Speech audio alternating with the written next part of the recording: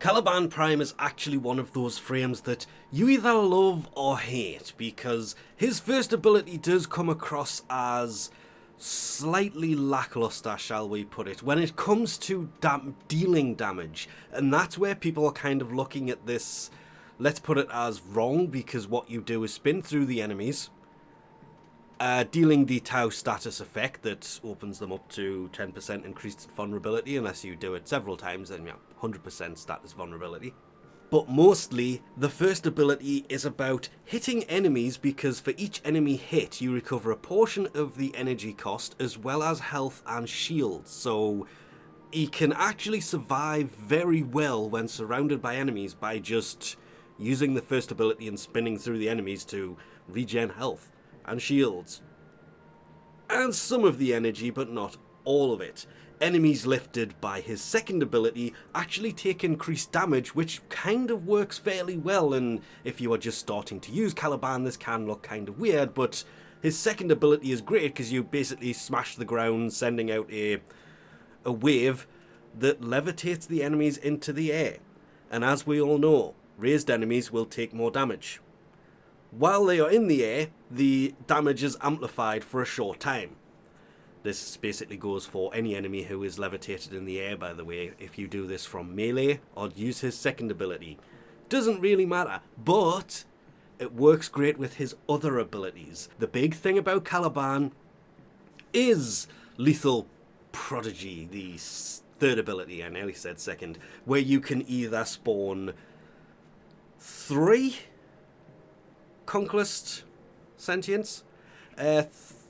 I'm trying to remember the actual name of them. 3 Ortholist, or the Summonist, who can then summon 6. God, the name of these Sentients are weird. Coralists? To come and fight alongside you. So you either have 3, or 6. But the 6 do go down quicker than any of the other 3, and to be fair, the Ortholist are kind of better because they have cannons with a cannon status chance of 100%, the mortar status chance is 300%, versus the Conquilists that do whirlwinds for 10 seconds. Fusion Strike is obviously one of his most useful abilities. Kind of doing this over the top of what I previously said, because with the correct mod setup, you can get this thing to 30,000 damage a second or more than. The explosion radius, don't use overextend, it's not worth it. Sacrificing damage or ability strength ain't worth it. But you can get that to nearly 3 meters, but the range of the beams can go beyond 40 meters. Mine's 43.5, you can get it to go further than this, but its base is 30. The fact it has what they call defense reduction is great, because 97% damage reduction is amazing, but the biggest perk to this is, it strips the armor and shields from any enemy it strikes. And as the 3 beams come together, they make an explosion that is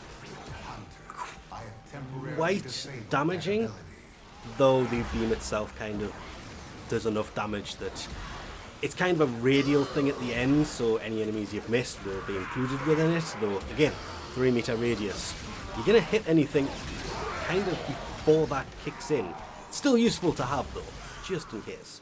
But, this ability it works so well that even the summoned Conquilists will have their own mini fusion strikes, which you just know we're going to have to try out, don't you? Hi, so if I do this, are you going to do what I think you're going to do in that general area? It summons 3 strikes, 1 from each hand and 1 from the chest. Oh, they do. They are the only spawned enemy that actually does this, but remember, any enemy hit by one of these waves, armor reduction, shield reduction. I mean, you can armor strip with him using this very easily, but any enemy hit by this, so this is one of the reasons he works really well if you have the Conquilist out instead of any of the other ones, because pretty much everything on the map is being hit by this at this point, including things behind you. Yeah. Because as the 3 beams come together, there's still 4 of them. It is nuts. And then we have the explosion, but as you can see when I mention the explosion, it seems minimal considering just how far the beam has come from where we were. And yeah, this is the reason to use these guys instead of the other ones. I prefer the other ones because they shoot other things, but oh yeah, for his 4th ability, they make things so much better. They really do. When it comes to builds, you can build however you want to. I would strongly say keep away from those mods that take away from ability duration or range on a frame that utilizes ability duration and range. Because range, yeah, that utilizes the whole 4th ability. The laser beams won't go far if you decrease your range. And duration, your abilities won't last long if you lower your duration. I basically always run the... It's got to a point where it's the same thing on every goddamn frame. All the Augur mods with Umbral Vitality, Intensify, Primed Continuity, and Power Drift. I'm going to say Power Drift because I've just now realised that's not actually a maxed Power Drift, and it's not in fact 192% power strength.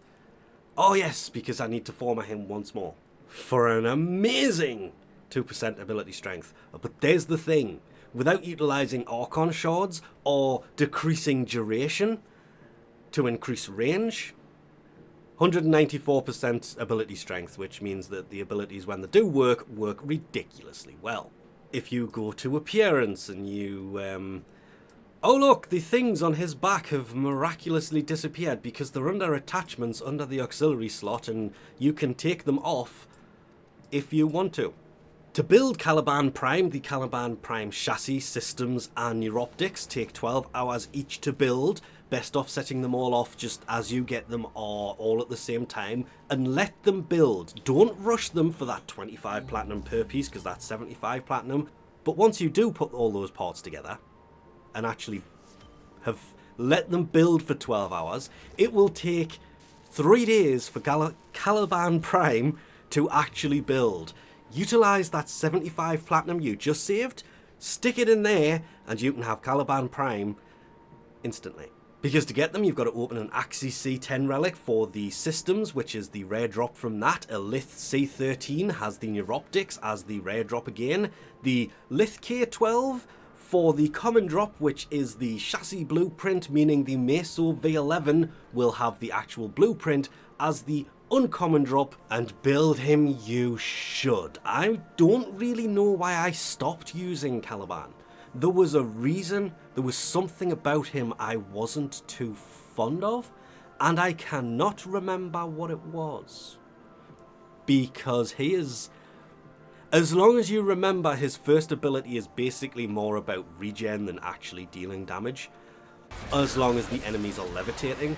And then remember to use his second ability to levitate the enemies, so they take a little bit more damage. You can then regen your shields, gain energy, and makes him very useful for survivability. Throw in the allies from the third ability, and the fourth ability is just downright ability to annihilate pretty much anything that moves.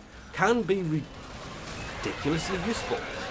Fusion Strike is great, but I just kind of prefer the progenies that are spawned and run around with those kicking around. Though his lore has been changed because it was made by Error. Caliban was made by Error after the old war, but we saw Caliban Prime during the old peace. So this information doesn't really line up that well, and I'm looking forward to see how they take that forward, but we've gone on way too long, so we're going to leave this off here. Thanks for watching, and I'll catch you next time.